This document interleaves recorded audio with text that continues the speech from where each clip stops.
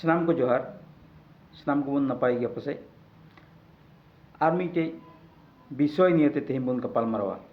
Tehinya bisoy do huyuk kena okoy gidra do metric ar higher secondary adi haran kosto kate ako gogo baba kurumutu se lekate ku padhau uduguk kan pas uduguk kan ku ar ina tayom akwa further study bako dariyak kan degree bako padhau dariyak kan se eta professional course ko bako hataw dariyak kan ar bako hataw dariyak kan khatir te aku gati ku talare gapalmarau huyuk kena je bam admission na che em chikaya pera purwo ku talare ho nagi gapalmarau huyuk kena je apere ne dhabik ku padhau chuke mia ina kate aj te ho aj e hudisok kena se lajaw gi ikawa je ᱤᱧ ᱫᱚ ᱦᱚᱸᱜᱼᱚᱭ matric ᱤᱧ ᱯᱟᱥ ᱠᱮᱫᱟ ᱦᱟᱭᱟᱨ ᱥᱮᱠᱮন্ᱰᱟᱨᱤ ᱤᱧ ᱯᱟᱥ ᱠᱮᱫᱟ ᱦᱟᱱᱛᱮ ᱢᱟ ᱵᱟᱹᱧ ᱯᱟᱲᱦᱟᱣ ᱫᱟᱲᱮᱭᱟᱫᱟ ᱟᱞᱴᱤᱢᱮᱴᱞᱤ ᱰᱤᱯᱨᱮᱥᱚᱱ ᱨᱮᱠᱚ ᱪᱟᱞᱟᱜ ᱠᱟᱱᱟ ᱟᱨ ᱰᱤᱯᱨᱮᱥᱚᱱ ᱨᱮ ᱪᱟᱞᱟᱣ ᱠᱟᱛᱮ ᱛᱟᱭᱚᱢ ᱛᱮᱠᱚ ᱦᱩᱫᱤᱥᱮᱫ ᱠᱟᱱᱟ ᱡᱮᱦᱮᱛᱩ ᱰᱤᱜᱽᱨᱤ ᱵᱟᱹᱧ ᱯᱟᱲᱦᱟᱣ ᱫᱟᱲᱮᱭᱟᱫᱟ ᱥᱮ ᱡᱟᱦᱟᱱᱟᱜ ᱯᱨᱚᱯᱷᱮᱥᱚᱱᱟᱞ ᱠᱳᱨᱥ ᱦᱚᱸ ᱵᱟᱹᱧ ᱦᱟᱛᱟᱣ ᱫᱟᱲᱮᱭᱟᱫᱟ ᱤᱧ ᱫᱚ ᱱᱚᱛᱮ ᱨᱮ ᱡᱟᱦᱟᱸ ᱚᱠᱟᱨᱮᱧ ᱠᱟᱹᱢᱤ ᱞᱮᱠᱷᱟᱱ ᱦᱚᱲ ᱠᱚ ᱧᱮᱞᱤᱧᱟ ᱟᱨ ᱠᱚ ᱞᱟᱸᱫᱟᱣᱤᱧᱟ ᱟᱨ ᱤᱧ ᱦᱩᱫᱤᱥᱮᱫ ᱠᱟᱱ ᱞᱮᱠᱟᱱᱟᱜ ᱠᱟᱹᱢᱤ ᱠᱚ ᱦᱩᱭ ᱫᱟᱲᱮᱭᱟᱜᱼᱟ ᱱᱚᱛᱮ ᱨᱮ ᱵᱟᱹᱱᱩᱜᱼᱟ ᱚᱱᱟ ᱠᱷᱟᱹᱛᱤᱨ ᱛᱮ ᱰᱷᱮᱨ ᱡᱩᱣᱟᱹᱱ ᱠᱚᱲᱟ ᱠᱩᱲᱤ ᱠᱚᱜᱮ ᱟᱠᱚᱣᱟᱜ ᱢᱮᱴᱨᱤᱠ ᱵᱟ ᱦᱟᱭᱟᱨ ᱥᱮᱠᱮন্ᱰᱟᱨᱤ ᱯᱟᱥ ᱛᱟᱭᱚᱢ ᱫᱚ ᱠᱟᱹᱢᱤ ᱫᱤᱥᱚᱢ ᱠᱚ ᱪᱟᱞᱟᱜ ᱠᱟᱱᱟ ᱟᱨ ᱢᱤᱫᱴᱮᱡ ᱠᱟᱹᱢᱤ ᱫᱤᱥᱚᱢ ᱪᱟᱞᱟᱜ ᱨᱮᱭᱟᱜ ᱱᱚᱣᱟ ᱦᱚᱸ ᱠᱟᱨᱚᱱ ᱠᱟᱱᱟ ᱜᱷᱟᱨᱚᱸᱡᱽ ᱨᱮ ᱟᱡ ᱚᱠᱟᱴᱟᱜ 10 ᱥᱮ 12 ᱵᱚᱪᱷᱚᱨᱮ ᱯᱟᱲᱦᱟᱣ ᱠᱮ ᱟᱨ ᱚᱱᱟᱨᱮ ᱟᱠᱟᱞ ᱥᱮ ᱚᱵᱷᱟᱵ ᱜᱷᱟᱨᱚᱸᱡᱽ ᱨᱮ ᱚᱠᱟᱴᱟᱜ ᱚᱱᱩᱵᱷᱚᱵ ᱠᱮ ᱚᱱᱟ ᱡᱮᱢᱚᱱ ᱟᱡ ᱵᱚᱭᱦᱟ ᱛᱟᱠᱚ ᱵᱟᱠᱚ ᱚᱱᱩᱵᱷᱚᱵ उनको जेमन मिटेन मज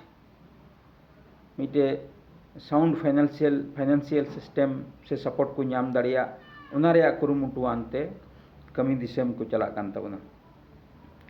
मेनखान उनको मिटे अंतर रे नोआ मिटे बोझा लादी कते को चला कना जे आले लगी दो ओकोय मैट्रिक और हायर सेकेंडरी ले पास के हुई दाड़िया मिटेन मज मार्क ते मज परसेंटेज तेले पास लेखान जरूर गी मज कॉलेज को एडमिशन को इन तायम कॉलेज को कंप्लीट करते मज मिटे नौकरी चाकरी ले अप्लाई दाड़े किया मेनखान जतो गिद्रे दो अकिल रिया अभाव खातिर ते आको डिग्री बाको कंप्लीट दाड़े कान उनकाना कथा दो बांग कना आदम गिद्रे दो अकिल तहन तुलुई पढ़ाव रिया शौक से इंटरेस्ट तहन तुलुई हो कमी दिसम चला हुई कान तकवा कारण फाइनेंशियल रिया अभाव घारज को हुई कना मेनखान तिहिन नोय नोआ विषय इन ओकाटा इन गपाल मराव लगी दो कान नोआ रिया विषय दो नोआ कना जे तिहिन नुकु हायर सेकेंडरी और मैट्रिक पास गिद्रे जुदी उपयुक्त इनफॉरमेशन से उपयुक्त उना विषय रे नॉलेज को तहन तको खान तो नोआ को विषय को कमी किया इन तायम जुदी सक्सेस बांग हुई लेन खान होय तो कमी दिसम से एटा जहाना को हुदिस किया तिहिया विषय दो हुई कना जे मैट्रिक और हायर सेकेंडरी एकानेम पास लेखान जहां गी को मेना जे आम दो आमा स्टडी कैरियर एकेडमिक कैरियर मज ते बाम कंप्लीट दाड़ीदा मेनखान नोआ वीडियो से लेकाते इन लई बुनिंग गोटायत कना जे सपोज मिटेन डीसीया ऑफिस रे तिने को दुड़ुबो कान क्लार्क खन एहब कते पियन खन एहब कते मैजिस्ट्रेट खन एहब कते डीसी धबिते जतो दो मी लेवल रिया डिग्री दो बांग कान तकवा जतो हुआ होड़ा क्वालिफिकेशन दो जुदा जुदा गिता को उनी चोट उतर दुड़ुब कान डीसीया क्वालिफिकेशन जुदा गिताया उना कारण ते उना लेवल रे नाम कदा नुई मैजिस्ट्रेटा मार्क होयतो डीसी खय कम ᱧᱚᱜ गिताया से डीसी खन लतार ᱧᱚᱜ एग्जाम ऑल कदा इने कते क्लार्क तायम पियन हो उनी डीसी डिग्री लेवल तो डिग्री बनु तया मेनखान जतो होड़ के मिटन ऑफिस रे को कमियत कना तीन उनका कान गया नुकु मैट्रिक और हायर सेकेंडरी को पास का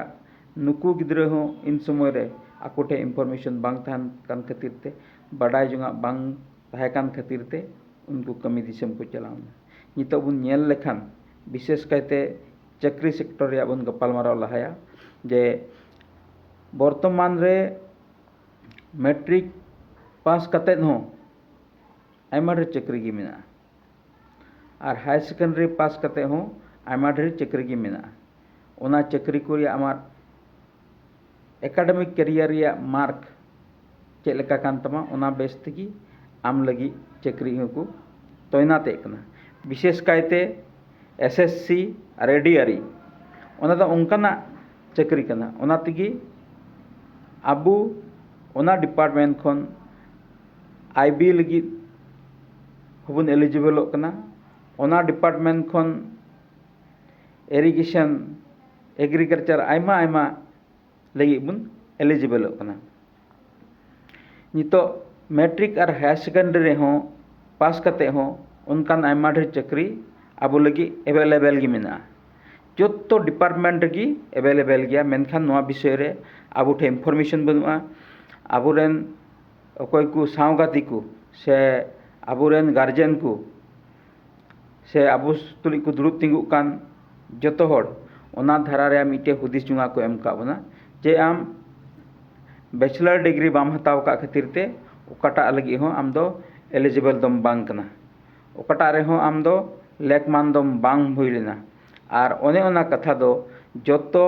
नुकु गिद्रो मिटे माइंडसेट रे बोलोइना और ओना तको सपड़ावना जे इन दो सरकारे ओकाटा चाकरी लगी होइन बांग कना जुदी होइन लेकमान कान खाइ दो नोइना प्राइवेट कंपनी को रिया नौकरी चाकरी करगी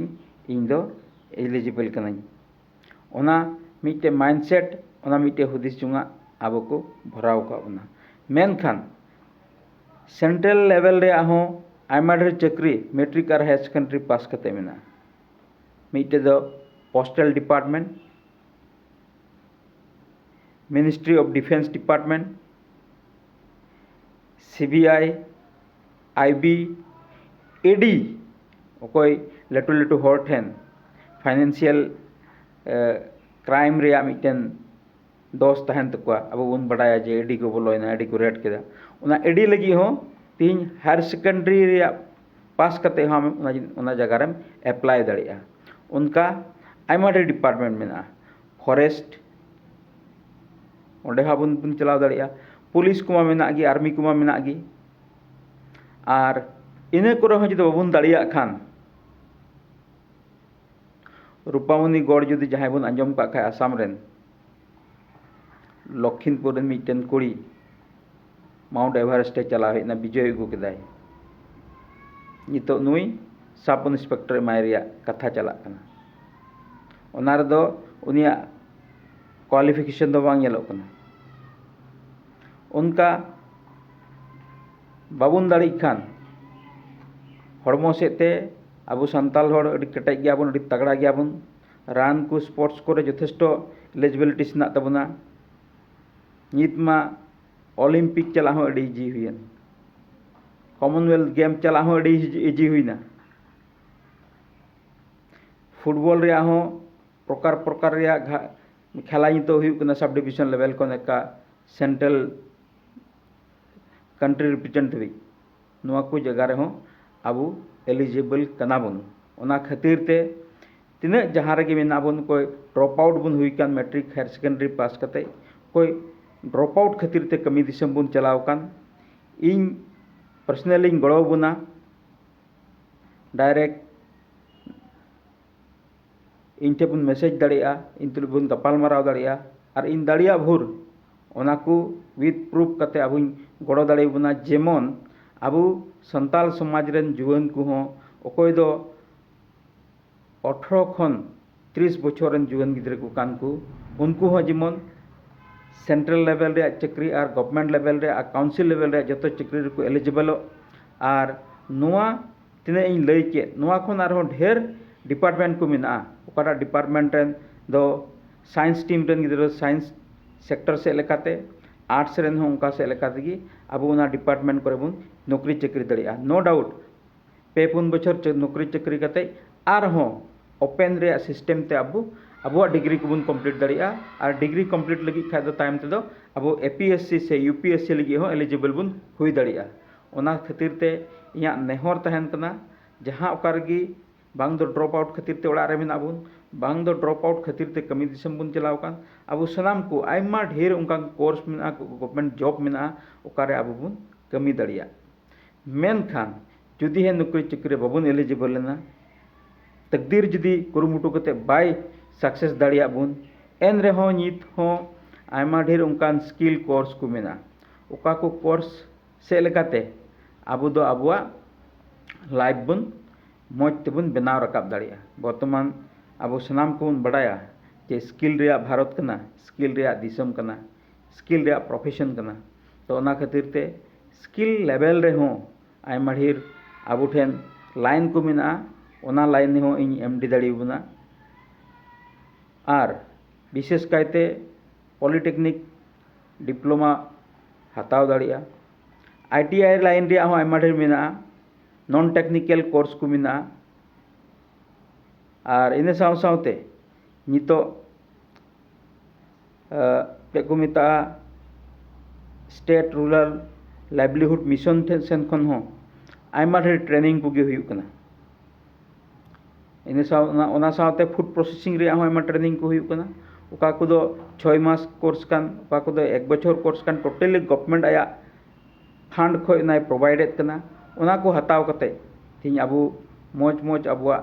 ᱠᱮᱨᱤᱭᱟᱨ ᱵᱚᱱ ᱵᱮᱱᱟᱣ ᱨᱟᱠᱟᱵ ᱫᱟᱲᱮᱭᱟᱜᱼᱟ ᱤᱱᱟᱹ ᱥᱟᱶ ᱥᱟᱶᱛᱮ ᱚᱠᱟᱴᱟᱜ ITI ᱨᱮᱭᱟᱜ ᱠᱳᱨᱥ ᱠᱚ ᱢᱮᱱᱟᱜ ᱚᱱᱟ ITI ᱠᱳᱨᱥ ᱠᱚ ᱦᱟᱛᱟᱣ ᱠᱟᱛᱮ इलेक्ट्रिशियन गी होक कंप्यूटर ऑपरेटर गी होक ᱤᱱᱟᱹ ᱠᱟᱛᱮ ᱯᱷᱤᱴᱟᱨ ᱨᱮᱭᱟᱜ ᱜᱮ ᱦᱳᱠ ᱱᱚᱣᱟ ᱠᱚ ᱡᱚᱛᱚ ᱠᱳᱨᱥ ᱦᱟᱛᱟᱣ ᱠᱟᱛᱮ ᱟᱵᱚ ᱠᱟᱹᱢᱤ ᱨᱮᱭᱟᱜ ᱢᱤᱫᱴᱮᱱ ᱢᱚᱡᱽ ᱫᱤᱥᱚᱢ ᱨᱮᱵᱚᱱ ᱪᱟᱞᱟᱜ ᱟᱨ ᱚᱸᱰे ᱥᱠᱤᱞ ᱟᱱ ᱛᱮᱵᱚᱱ ᱛᱤᱸᱜᱩ ᱞᱮᱱᱠᱷᱟन ᱡᱟᱹᱨᱩᱲ ᱜᱮ ᱚᱸᱰᱮ ᱤज्ᱡᱚᱛ ᱦᱚᱸᱵᱚᱱ ᱧᱟᱢᱟ ᱟᱨ ᱰᱷᱮᱨ ᱧᱚᱜ ᱯᱚᱭᱥᱟ ᱠᱟᱢᱟᱣ ᱠᱟᱛᱮ ᱦᱚᱸᱵᱚᱱ ᱦᱮᱡ ᱫᱟᱲᱮᱭᱟᱜᱼᱟ ᱥᱟᱶᱛᱮ ᱟᱵᱚ ᱟᱭᱢᱟ ᱰᱷᱮᱨ ᱜᱤᱫᱽᱨᱟᱹ साइंस नोआ कारण तक पढ़ाव उचित बताबना जेमन इन कड़ा डॉक्टर बांखा इंजीनियर हो निये बारिया नोआ बार धरण दुकिन भूत नुकुआ हातांग रे नोका को भरावदा आ नोआ खातिर ते सनाम माइंडसेट गिद्रा बड़ी चबा कना बाय चांस बई नाम लेखा मेडिकल रे बाय चांस इंजीनियर हो जे बई पास लेखन चे हुई तिया मेनखान साइंस पढ़ाव रे मतलब दो ओना दो बांग कना आम डॉक्टर से इंजीनियर के हुई तुम आयमा ढेर कोर्स मेना ओना कोर्स सपोज लैब टेक्नीशियन खन एहब कते एक्सरे ऑपरेटर खन एहब कते pharmacist nurse BSc nursing home nursing ANM GNM नवा ANM GNM बिना साइंस ते हुई नुकाना आयमा ढेर कोर्स मेना ओकाडा तेदो गिद्रा बांग डिप्रेशन कते नोआ से लेकाते आकवा कैरियर बन बनाव हचो दाड़ेकुआ ओना खातिर ते सनाम पठुआ कोड़ा कुड़ी को जुआन कोड़ा कुड़ी को नोआ इया वीडियो सावते जोड़ाव काय तहन पे आर आपे कथा को MD इन पे डायरेक्ट मैसेज रे कुलइन पे इहोइन गपाल मारवा आर आपे को जीवन बन बनाव रकाब दाड़िया खान जरूरी सान्ताल समाज रे मिटे नवा फेराव बन अगु दाड़िया नवा बदल बन अगु दाड़िया आर होड़ा मिटे माइंडसेट बन चेंज दाड़िया जे सान्ताल को फेराव ना मेनते नवा वीडियो ते यदि जहां अबवा उपकर बन इको खान से जहाना कथा गी तहन खान जरूरी कमेंट बॉक्स पे लइने आर नवा वीडियो जस्ती के जस्ती कोई डिप्रेशन रे मेना को उनको स्टूडेंट को कोई डिप्रेशन रे मेना को उनको यूथ्स को कोई दो आया कैरियर खातिर ते कमी दिसम को चलाव कान कोडा आया कैरियर बाय बनाव दाड़िया कान ना खातिर ते ओड़ा रे मेनाय उनको सनाम कुठन नवा वीडियो शेयर से लेकाते मिटे नवा फेराव बन अगुया।